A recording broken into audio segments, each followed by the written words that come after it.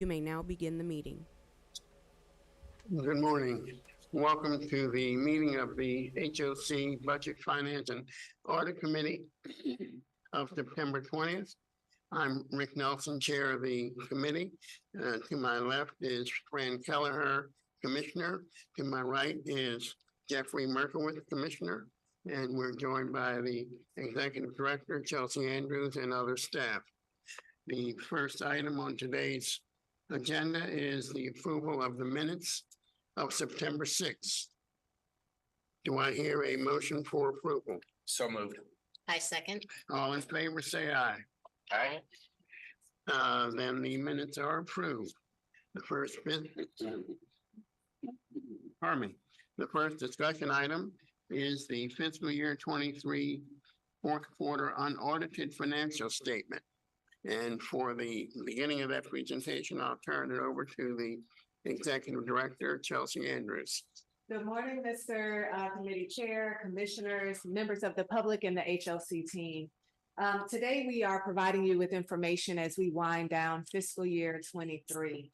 I want to make a couple of introductory comments in regards to where we stand financially and some of the steps that we're taking to address some of the shortfalls we have been experiencing since the COVID pandemic. Of course, as you all know, commissioners, we have been really focused on ensuring that we have the strongest and the best leadership position to assist us as it pertains to property management, maintenance, and created a new asset management division. We now have new leadership as well as new staff in those divisions. And our expectation in terms of their oversight includes more closely monitoring, first of all, in creating the property budgets to be realistic, so that when we're, of course, providing updates to the commission, they are in alignment with what we expect for that year. We're also, of course, closely monitoring and overseeing our third-party property management companies more closely. In the RFPs that we have out related to property management, we have explicitly stated that any over expenditures that are not approved by HOC will not be paid by HOC. So making sure that there is closer checks and balance in regards to any over expenditures. As this board approved, we're moving forward as it pertains to lease enforcement. It will take some time for us to see the results of those steps. In the court right now, it's anywhere between 5 to 6 months before an eviction is processed, and it will take some time before our books will reflect the ability to turn those units over and to ensure that our cash flow is appropriate for each of the properties, but we are closely monitoring that oversight. I do want to also acknowledge that some of the variances that we're experiencing are directly related to commitment and development fees. Nothing new in terms of how we have functioned in the past, but also something to keep an eye on as we project out timing and sequencing of when we expect to receive these different fees. And so with that, I will turn it over to our finance team led by Tim Getzinger, our acting CFO, to provide additional context as it pertains to our this matter. Before you begin, Tim, question I was going to ask later, but since you raised the issue of asset management, what's the process going to be for the commission to receive any kind of reporting from your asset management team? Thank you for asking that question. We actually are in the process of procuring a software so that we can have dashboards and data available. That procurement is underway. Once that is completed, we will have a reporting mechanism, and we'll follow our similar path that we use for the quarterly reports for our other divisions to provide information related to our asset management oversight. Okay, good, thanks. Thank you. All right, Tim. Good morning, commissioners. Thank you, Executive Director Andrews. For the record, Tim Getzinger, Acting CFO and Chief Development Funds Officer. Today, the finance team will be presenting on the fourth quarter performance. Detailed financial data is available in the packets provided last week. And this morning, staff will be presenting highlights of agency and property performance. The following is a summary of the financial position of the agency. Although there are fluctuations in certain areas, HOC's financial health remains stable. The commission's net position decreased modestly by about $840,000 year over year. However, this is an improvement of $4.7 million quarter over quarter. After adjusting the net income for the recording of capital contributions, unrealized loss on investment, and gain on sale of assets, HOC ended the fiscal period with a net income of $6.6 million as compared to a net income of $7.2 million last year. This compares favorably to last quarter when HOC ended with an adjusted net loss of $258,000. Although current and quick ratios slightly decreased from the third quarter, they improved year over year and remain strong. While tenant arrearages are up year over year by $1.74 million, they have declined each of the last two quarters from $11.4 million in December to $10.3 million in March to $9.5 million at the fiscal year end, which is below September 2022's levels. Reserves, including the general fund operating and property reserves, are both healthy and are at or above last year's level. Later this morning, Terry Fowler, our budget officer, will present a recommendation to increase the general fund operating reserve, as well as to establish a debt service reserve for the new headquarters. A review of our 9 revolving development funds, in which we examine current year performance and project 2 years of activity, also demonstrates stability. As Executive Director Andrews mentioned, a large driver for next year's performance, which is the current fiscal year, FY24, will be the timing of commitment and development fees, as well as property performance, specifically rent collection, deferred maintenance, and utility cost. Looking ahead, HOC will implement certain property protocols, and it should be noted that the FY24 approved budget forecasts strong commitment and development fees, as well as increased rental receipts due to the 5.8% voluntary rent guideline, and an increasing utilization of housing assistance payments, which is at 97% currently. These factors, as well as continuing to enhance property performance, will help to boost overall agency health. And I will be happy to answer any questions. Otherwise, we'll move to the first agenda item. I was just curious, was trying to find it in here, but on tenant arrearages, I was just curious, how is that comparing to pre-COVID? It's up considerably from pre-COVID. If you took a look prior to acquiring Cider Mill, in which there were a lot of tenant arrearages, we were carrying about 1 to 1.5 million, and then after that, it was about 2 million to 2.5. So it is up considerably. Mm-hmm. But the trend, I mean, do we feel like we're moving in the right direction, or? So we're moving in the right direction. What I want to say is that we have applied a lot of money for tenant arrearages. Yeah. We had, the 3 million from the county. We operated a CDBG CV program in which we applied about 1.1 million. Not all of it hit in FY23. Some of it's going to carry over to 24, but not a whole lot of that 1.1 million. So there's not a lot of additional funds available. The county doesn't have its ERAP anymore. Which is why I'm asking. Exactly. Right. You know. So, and Executive Director Andrews mentioned it. I mean, it is going to have to go through the eviction process, and it is going to take some time. And I want to remind everybody, it is September 20th, and the quarter ends September 30th. So there might be some improvement over in Q1 FY24, but I think the main improvements you're going to see in the second quarter, just because of the timing. I just want to be realistic with that. I wouldn't expect to see it right away. But, You have a question? Okay. All right. Thank you. And we will be moving on to the first agenda item, which is the fourth quarter unaudited financial statements. And presenting this item is Francisco Vega, our Assistant Controller. Good morning, Commissioners. For the record, I'm Francisco Vega, Assistant Controller.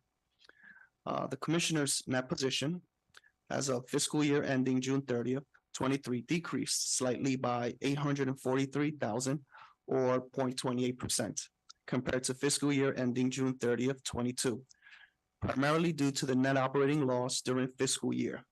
If we can scroll down to page 7. The liquidity ratios improved due primarily to a decrease in the multifamily bond fund undrawn proceeds payable due to additional bond draws for HOC at Westside Shady Grove LLC, HOC at Willow Manor, HOC at Stewarttown and Bowell Park Apartments LP. In June of 23, the current ratio was 3.61 as compared with 2.68 in June of 22. The quick ratio also increased from 2.5 in June of 2022 compared to 3.30 in June of 23. The total assets, excluding the deferred outflows, decreased by 1 million or 0.05% from June 30th, 2022, but an improvement of 35 million quarter over quarter. The decrease is primarily attributed to additional draws of multifamily bond proceeds for HOC at Westside Shady Grove LLC, HOC at Willow Manor, HOC at Shady Grove, HOC at Georgian Court, HOC at Stewarttown Home LLC, and Bowell Park Apartments LP. General fund payment of FY 2023 commercial liability insurance, property taxes, and Yardi annual license and maintenance for the Yardi SaaS private cloud system and employment retirement system payments. OHRF advances to HOC at Shady Grove LLC and Hillendale Gateway LLC for pre-development expenses and funding of HOC at LLC multifamily member equity contribution, and a decrease in net capital assets attributed to the normal depreciation of fixed assets. This is partially offset by overall net increase,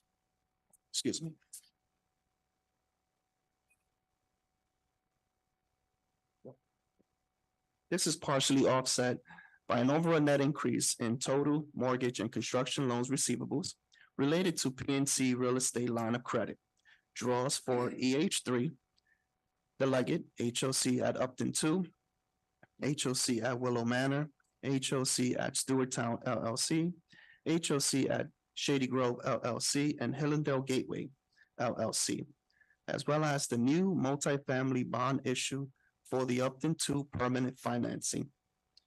The total liabilities decreased largely due to a decrease in undrawn mortgage proceeds payable due to additional draws for HOC at Westside Shady Grove, HOC at Willow Manor, HOC at Stewarttown, and Bowell Park Apartments, partially offset by an increase in mortgage payable due to additional relock draws and issuance of new multifamily and single-family bonds.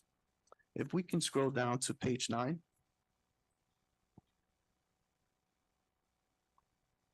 Thank you. The commission has a net loss of 843,236 as of the fiscal year ending June 30th, 2023, compared to a net income of 61.2 million for the same period last year. However, after adjusting the net income for the recording of capital contributions, unrealized loss on investments, and gain on sale on assets, HOC ended the fiscal period with a net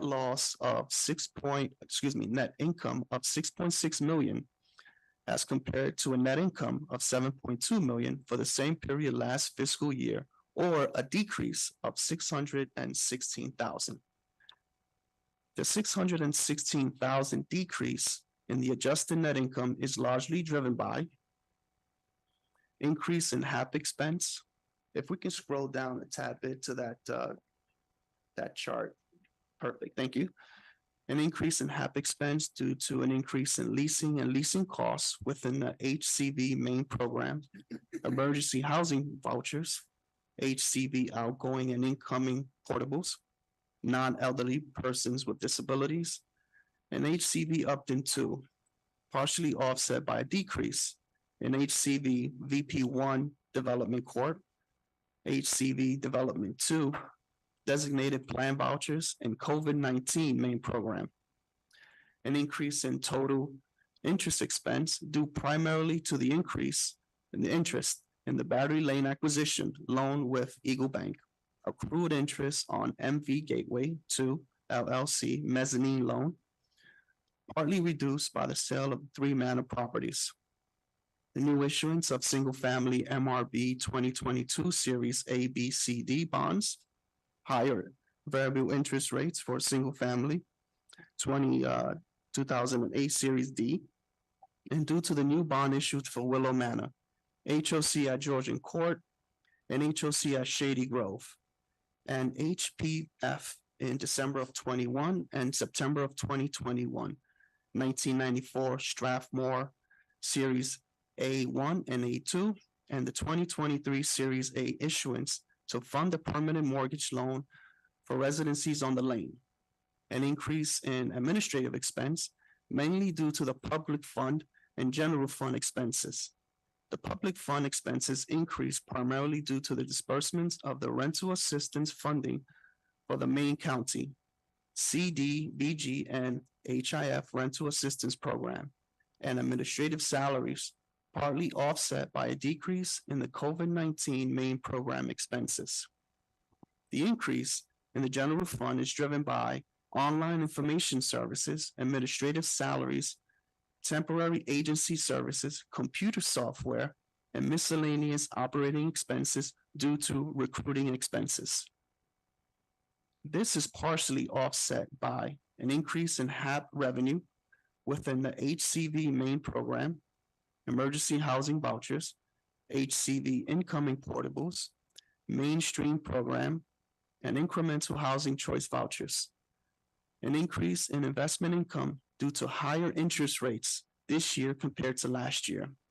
An increase in state and county grants is attributed to the county main rental assistance, HIF recordation rental assistance, and CDBG rental assistance programs, partially offset by a decrease in the county capital improvement program.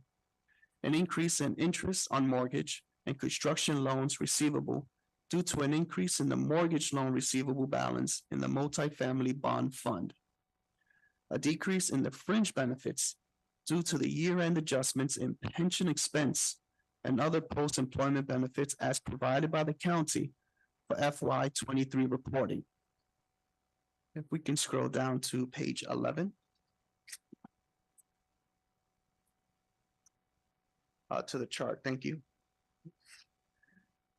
When revenues for operations for FY23 and FY22 are adjusted for HAP income and unrealized loss investments, the adjusted operating revenues increased by 8.7 million, largely due to an increase in investment income, state and county grants, and interest income on mortgage and construction loan receivable, partially offset by a decrease in management fees and other income. Can we scroll down to adjusted operating expenses chart? Thank you. When operating expenses for FY23 and 22 are adjusted for HAP expense, the adjusted operating expense increased by 9.4 million, primarily driven by an increase in interest expense and administrative expense, partially offset by lower fringe benefits, maintenance, and other expenses. If we can scroll a tad bit to non-operating revenues and expenses. Thank you. The non-operating net revenues totaled 5.7 million for the fiscal period ending June 30th, 2023, as compared to net income of 4.6 million for the same period last year. After adjusting for the gain on sale of assets from Shady Grove, Georgian Court, and the 3 Manor properties, this is attributed to an increase in investment income, non-operating interest income on mortgage and construction loans receivable, and other grants, partially offset by an increase in non-operating interest. This concludes the financial statement presentation. If you have any questions, we will be happy to answer them, commissioners. Thank you for your time. Are there any questions or comments? No. No, thank you very much. Thank you.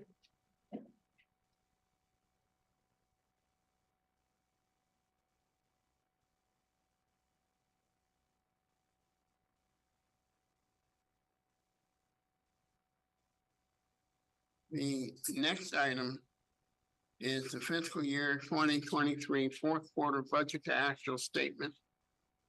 And again, I'll turn it over to Director Andrews. Thank you, Committee Chair. This item will be presented by Terry Fowler, our Budget Officer, who will provide us with information related to our fourth quarter budget to actual statement. Once she gets situated. No worries. Good morning, Commissioners, Executive Director Andrews, staff, and the viewing public. For the record, I am Terry Fowler, the Budget Officer. As was mentioned, I will be discussing the fourth quarter budget to actuals for fiscal year 2023. The agency ended the year with a net cash shortfall of $1.1 million, which equates to 0.36% of the total operating budget of $316 million and 0.57% of the total adjusted operating budget of $198 million, which excludes the housing assistance payments. This shortfall resulted in a year-end budget to negative variance of $141,000 when compared to the anticipated year-end shortfall that was to be balanced by a draw from the general fund operating reserve of approximately $988,000. The primary causes were lower unrestricted cash flow in some of our properties, as well as lower income in the general fund that was partially offset by savings in various expense categories in the general fund. Moving to page 35 of your packet, the general fund consists of the basic agency overhead. This fund ended the year with a deficit of approximately $1.5 million, which resulted in a positive variance of $2.1 million when compared to the projected deficit of approximately $3.6 million.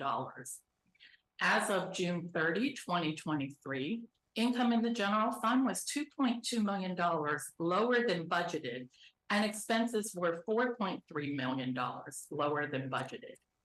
The negative income variance was primarily the result of delays in the receipt of commitment and development fees. A portion of these fees have already been incorporated into the FY24 adopted budget. An additional amount that will be received in FY24 will create a positive variance in that year. In addition, we received reimbursements from the Federal Emergency Management Agency related to COVID-19 expenses of approximately $680,000 that also helped to offset the delay in the receipt of fees. The positive expense variance was primarily the result of lapse in salary and benefits coupled with savings in other categories, as well as savings in capital projects, which resulted in lower transfers from the operating budget to cover the cost of the projects. Moving on to the bond funds, both the multi and single family bond fund ended the year with savings in administrative costs due to salary lapse and savings in legal and financial services. Our practice is to recommend that this surplus be rolled forward to reduce the projected draw for fiscal 24 to cover the administrative costs in these respective programs. If we can move to page 36 of your packet. This chart is broken into two pieces, unrestricted and restricted properties. The properties with unrestricted net cash flow ended the year with cash flow of approximately $5.1 million. That was $1.2 million less than projected. In our review, and as has been mentioned previously by both Executive Director Andrews and Tim Getzinger, the primary cause for this was lower tenant income as it relates to receipts and vacancy in the units, coupled with higher maintenance, utility, and bad debt costs. And as has been mentioned, measures are already in place to address these going forward to bring us more in line with normal operations at our properties. Moving to the bottom of the chart, the restricted properties generated a negative cash flow of $739,000, which was $450,000 greater than the projected shortfall. The primary contributor to this was the RAD6 Development Corporation. And again, the variances there are similar to what was mentioned, and measures are in place to address those. Moving on to page 37 of our packet, this is our opportunity housing portfolio. The unrestricted cash flow from the unrestricted opportunity housing properties was just over $2 million with a negative variance of approximately $1.2 million. On the bottom of the chart for the restricted properties, the group's performance was approximately $1.62 million lower than budget. If you have any questions related to our property performance, we'd be happy to address those before we move on to the public fund. Yes, ma'am. I have one question. Is RAD6 a structural deficit that's going to be ongoing? It has continued to be ongoing since the development, but Right. we are looking to address that through our new leadership team in maintenance, property management, and asset management to determine how to If it can overcome be that. turned around? Okay, great. I'll look forward to that report. Thank you. Moving on to page, are there any other questions? Just a very quick clarification question. When we say lapse in salary and benefits, we're talking about vacancies? not that we're Vacancies not paying. and either a vacancy or filling a position at a lower salary or change in benefit choices. Okay, The other thing I do want to mention with the bad debt, as was mentioned previously, is that we have said it will take some time. We have done great measures to assist our residents in getting a fresh start and moving forward with our principles and practices and getting regular rent receipts will do great impact on our property performance. And we're looking forward to that. But as was stated, it will take some time to actually implement and move out of that. On the public fund, overall, the Housing Choice Voucher Program ended the year with a surplus of approximately $868,000. This surplus was comprised of an administrative surplus of approximately $942,000, countered by housing assistance payments that exceeded the housing assistance revenue by approximately $73,000. That amount will be covered by the reserves for housing assistance payments. And similar to other funds, the administrative surplus was a result of staff turnover resulting in salary lapse, as well as additional administrative fee income that was received due to our higher proration factor, coupled with our increased utilization and the support we received from the emergency housing vouchers. If we could go back to page 33 of the packet.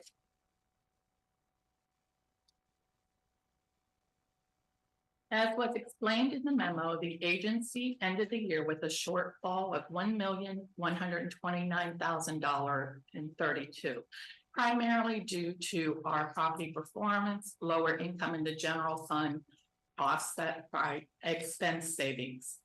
This shortfall, which was $141,094 more than anticipated, was to be funded from the general fund operating reserve, and staff recommends that a draw from that reserve be made to balance the fiscal year 23 year-end performance.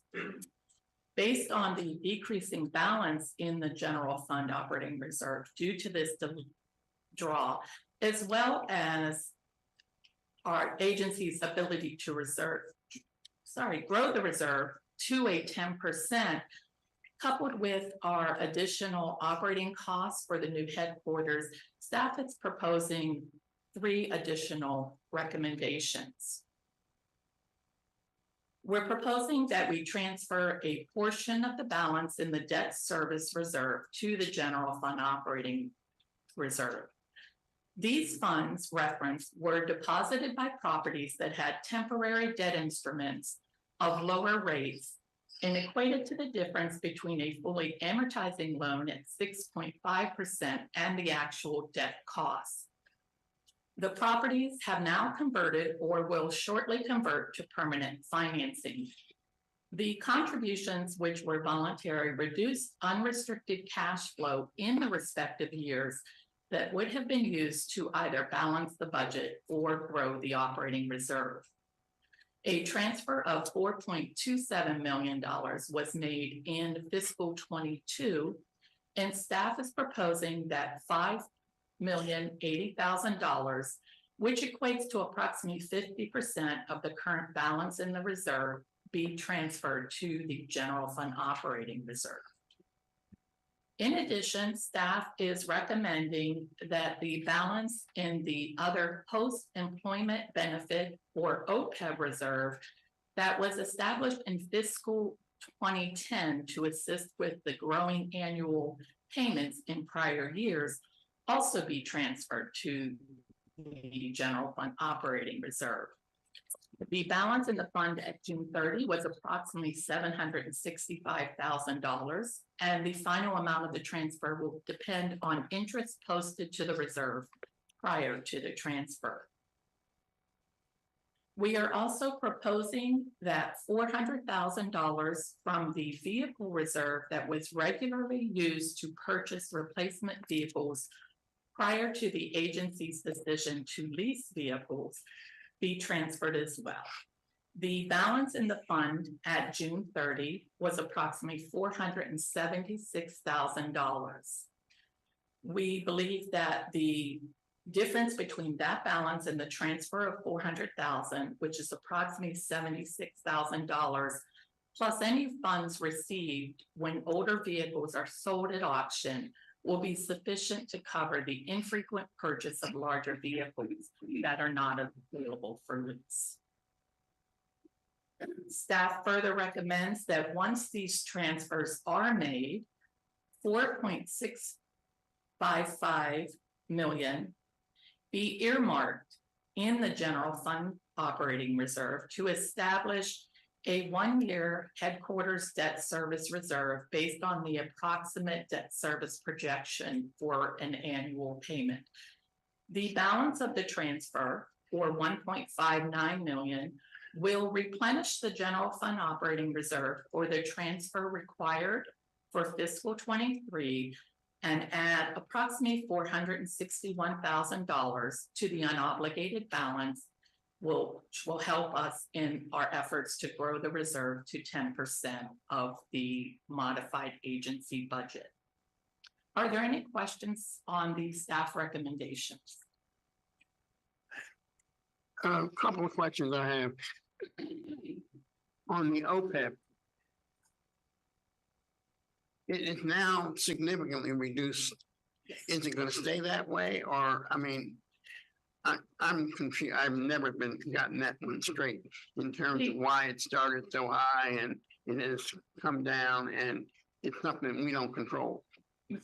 You are absolutely correct. We do not control it. It had the highest it got was to $2.9 million, right. And that's when they were ramping up to pre-fund the obligation.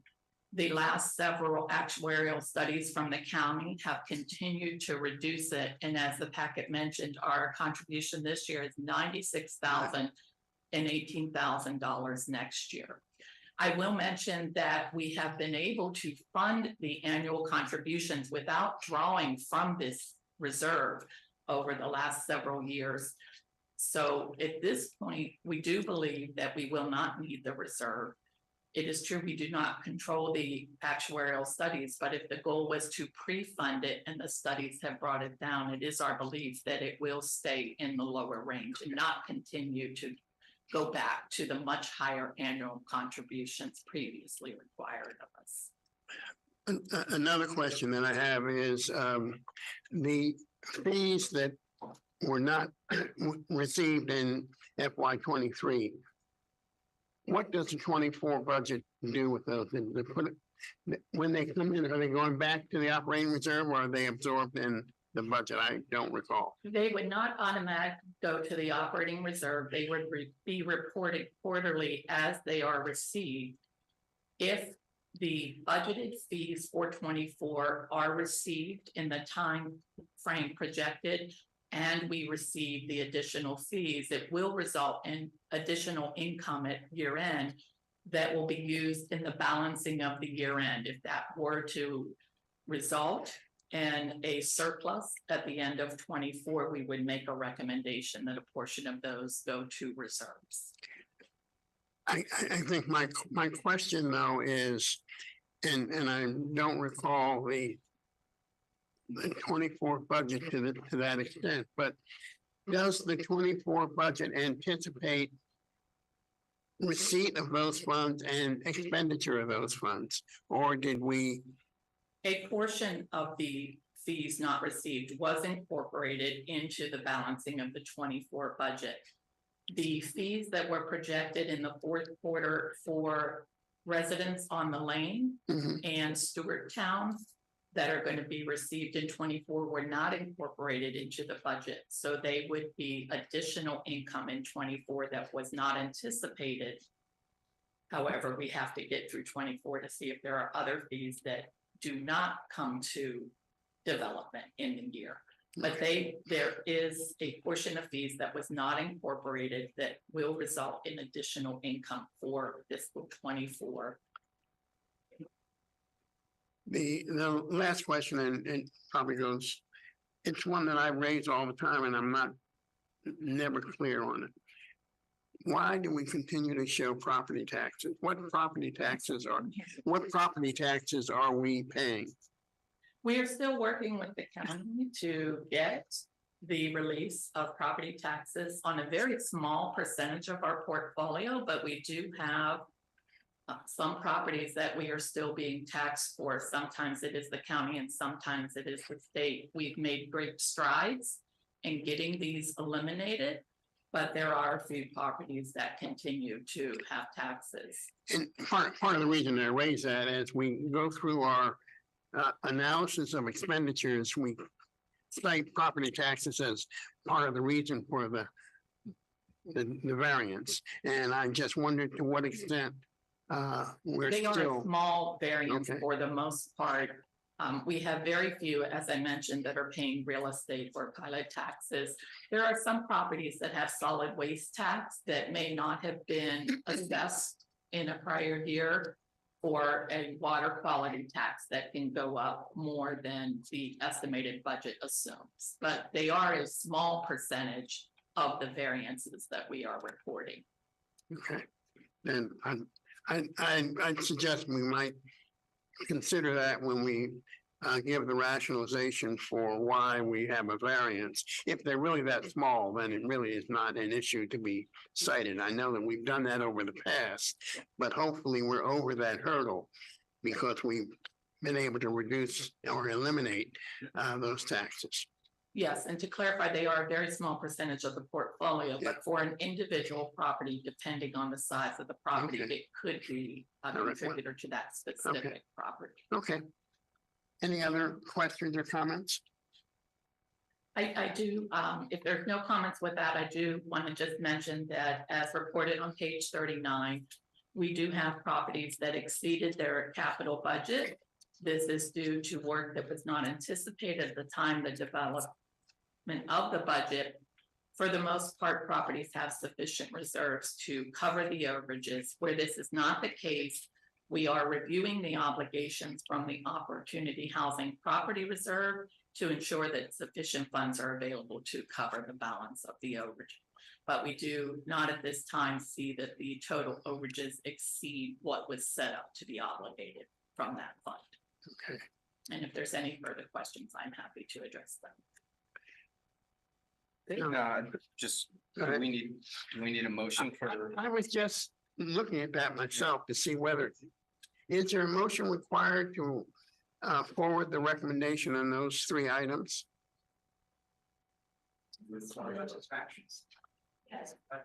Right, I mean, it's restoring the year. Yeah. We will be having. So then, I would entertain a motion to support the staff recommendation to go forward to the commission on those three items. So moved. I second.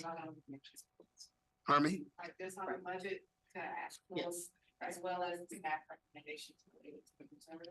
Yes. Well, we actually don't need action on the budget to actual, do we?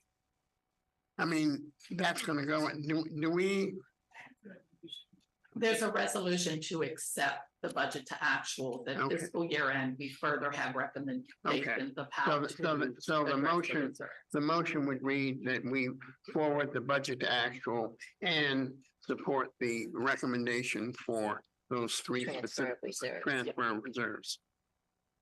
Okay, Thank you. all in favor, say aye. Aye. Opposed, then it's approved. Thank you very much. The next item is uncollectible tenant accounts receivable. Thank you, commissioners. This matter, of course, will be explained by our finance team led by Tim Getzinger, as well as Gary Hall, acting accounting manager. Good morning. Good morning. My name is Gary Hall, Acting Accounting Manager for Finance. I'll be reporting on uncollectible tenant accounts receivable, the authorization to write up uncollectible tenant accounts receivable for April to June 2023. HOC's current policy is to provide for an allowance for tenant accounts receivable balance in excess of 90 days. Additionally, HOC periodically proposes the write-up of uncollectible former resident balances. The proposed write-up for the fourth quarter for fiscal year 2023 totaled $73,335,000, a decrease of $2,902 compared to the previous quarter. I would like to note that the total variance for FY 22 to 23 write-ups were a decrease of $130,000 year to year.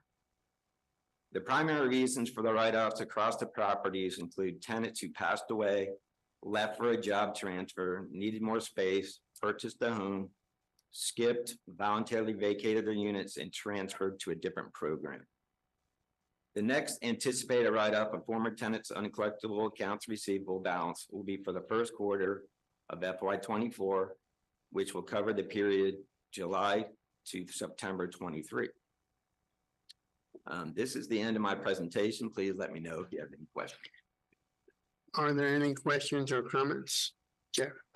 Yeah, just a few questions. All of these write-offs are post-bond, is that correct? Or like after the bond for, if, shoot, instead of Security. deposit. Security Bond, yeah. Is that? Yes. Good, okay. And when we say voluntarily vacate, are we talking, is that tenants avoiding eviction? Okay. And then just one question on, so VPC1 Corporation, is there a reason like that seems to be, you know, where a lot of the write-offs of the last two periods are? Is there something going on there or? That's scattered sites, isn't it? Yeah. Is it just It volume was or is it? 36,000 for the current period. I mean, I don't know, if those are just like a small number of tenants who owed a lot or? Let us do a deeper dive and get back to you Yeah. on that. Okay. That's all. Okay. You have any questions? Nope. Glad to see we're improving. I'll enter. Improvement, well, I'll entertain a motion for supporting the staff recommendation to forward this write-off to the full commission. So moved. Second. All in favor? Aye. Then the motion is approved unanimously. And that concludes the business items that we have. And the meeting is hereby adjourned. Thank you. Thank you, commissioners. Thank you, team.